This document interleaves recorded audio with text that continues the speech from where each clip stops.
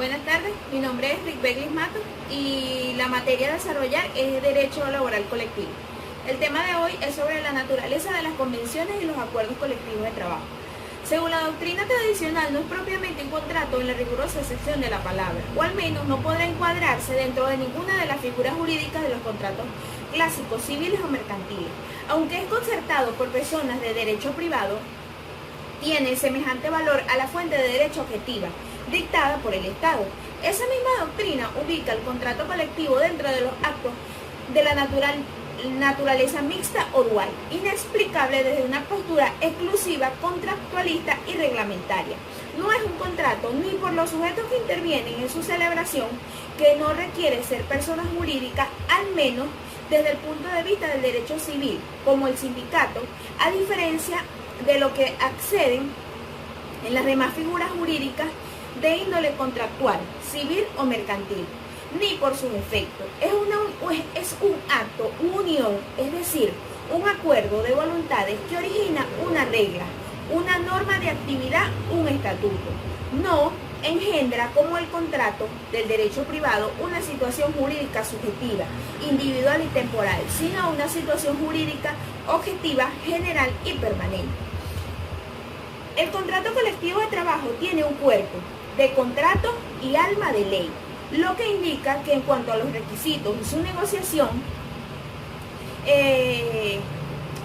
tiene capacidad, consentimiento y forma, entre otros. No se distingue del contrato común, pero sus efectos son similares a los de la ley.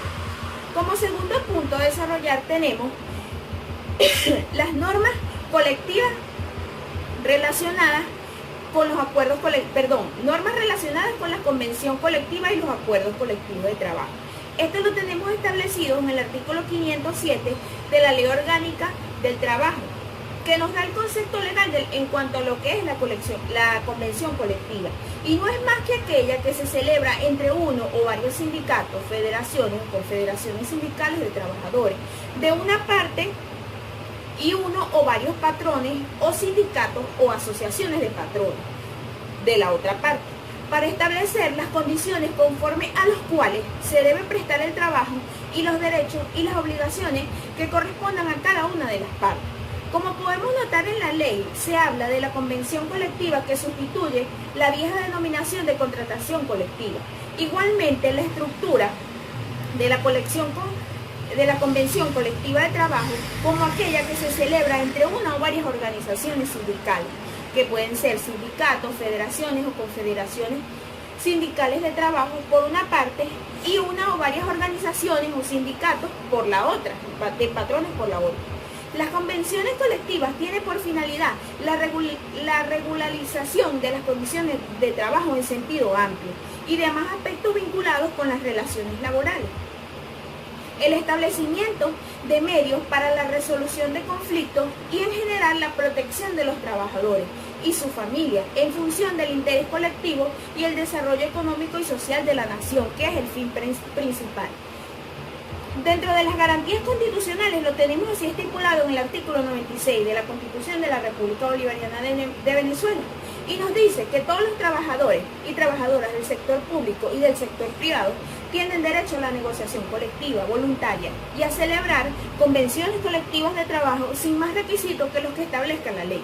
El Estado garantizará su desarrollo y establecerá lo conducente para favorecer dichas relaciones colectivas y la relación de los conflictos laborales que puedan generarse en el transcurso de esa relación.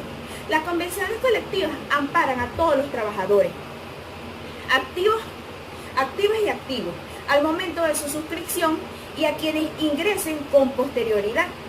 La nueva Constitución de la República Bolivariana de Venezuela nos consagra el derecho de todos los trabajadores, tanto en el sector público como privado. Como lo dije anteriormente, en cuanto a las negociaciones, a los requisitos, a todo lo que establezca la ley. Por último punto, tenemos a lo que se refiere a la diferencia que existe entre los efectos prácticos entre las convenciones colectivas y los acuerdos colectivos de trabajo. En cuanto a la convención colectiva de trabajo, la LOC exige la participación de los sindicatos de primero, segundo o tercer grado, es decir, sindicatos propiamente dichos, federaciones o confederaciones, son las únicas instituciones que en este caso los patrones pueden discutir y acordar una convención colectiva de trabajo. Es la única manera para solventar dichas circunstancias que se generen en esa relación. En cambio, para el caso de los acuerdos colectivos de trabajo se tramitan y se logran entre patrones y grupos de trabajadores.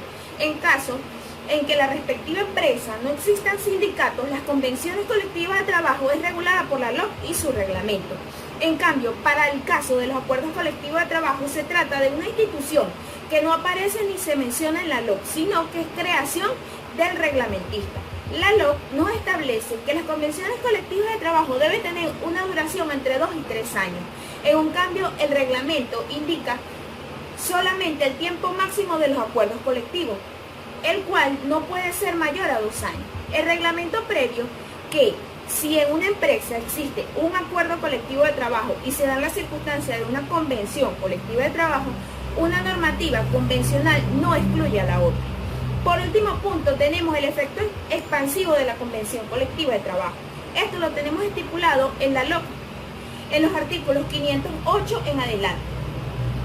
Determinan el efecto expansivo de la convención colectiva de trabajo, de modo que las estipulaciones de las cláusulas no solo benefician a los trabajadores, miembros del sindicato, de la cual se haya suscrito dicha convención, sino que también a los trabajadores de las empresas que no sean miembros de ese sindicato, como a los que ingresan con posterioridad al depósito. Igualmente, se benefician los trabajadores de la empresa que tengan departamentos, sucursales, aún en jurisdicciones distintas, como ya lo había explicado o estipulado en el artículo 509, la LOC en 1997, por la excepción de la ley, permite que el beneficio se acuerde o no para los empleados de dirección y trabajadores de confianza. Esto nos explica el principio expansivo, que no solo llega hasta ese nivel, sino se expande hacia las demás sucursales que en este caso pueda tener dicha empresa. Esta es toda mi exposición por hoy. Muchas gracias.